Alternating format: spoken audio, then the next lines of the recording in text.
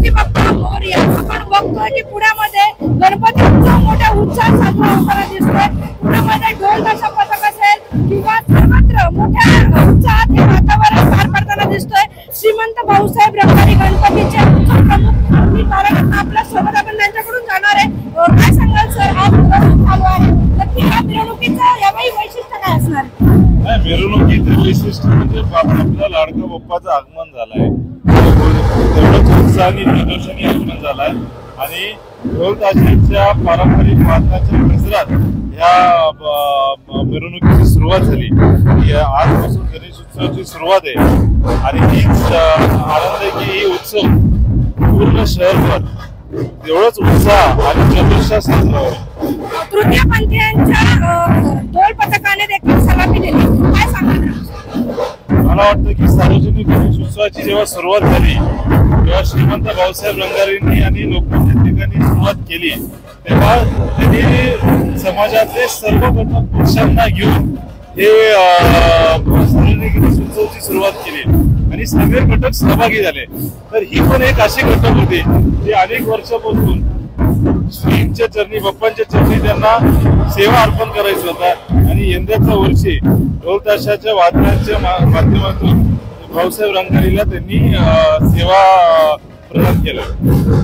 नक्कीच आता काही वेळात या लाडके बाप्पाचा प्राणप्रतिष्ठा पद्मश्री कैलाश खेर यांच्या हस्ते संपन्न होणार आहे आणि ते कैलाशजी तसे पण खूप स्पिरिच्युअल आहेत आणि म्हणून त्यांना आम्ही निवडलाय आणि नेहमी ते धार्मिक कार्य पुढे असतात म्हणून त्यांना प्राणप्रतिष्ठेसाठी आपण आग्रही निमंत्रण दिलं.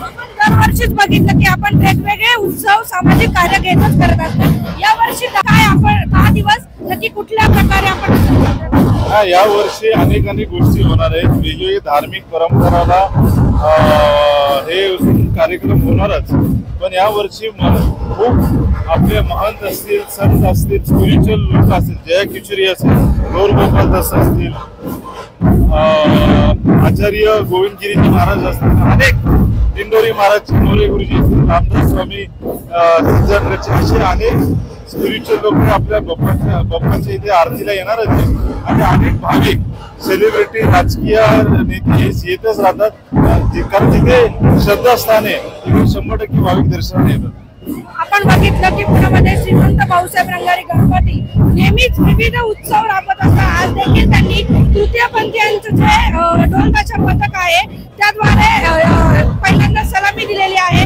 त्यानंतरच ही जी भव्य दिव्य मिरवणूक आपण बघतोय यामध्ये मोठ्या प्रमाणात भाविक भक्त देखील सहभागी झालेले आहेत. पुणे पालन यांच्या वतीने हा उत्सव मोठ्या उत्साहात साजरा होताना दिसतोय. पुण्यामध्ये आपण बघतोय ढोल ताशांचा जो गजर आहे मोठ्या प्रमाणात होताना दिसतोय आणि ही जी आपली कला आहे ही नेहमीच सांस्कृतिक कला जपण्याचं काम आपल्या पुण्यातील पुणेकर हे नेहमीच आपण बघतो की याची कला ही आपली ही संस्कृती जपण्याचं काम करतात. आपण आता भाऊसाहेब रंगारी गणपतीकडे जात आहोत. आपण बघतोय की मोठ्या उत्साहात हा जो सोहळा आहे हा साजरा होताना दिसतोय. भाऊसाहेब रंगारी ही जी गणपतीची मूर्ती आहे आपण ती पाहू शकताय, इथे भाविक भक्त आहेत ते देखील पाहू शकताय. अशा पद्धतीने आपण बघतोय की विविध जे सोहळे आहेत ते पुण्यातील लोक हे नेहमीच पारंपरिक पद्धतीने साजरे करताना दिसतात.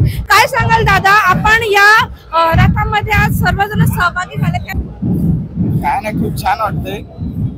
बरेच वर्ष झाले मंडळात यायची इच्छा वगैरे होती. खूप चांगलं चाललं आहे आणि सगळे गर्दी तर आहेच. आनंद वाटतंय ऐतिहासिक रथाला ओढायला.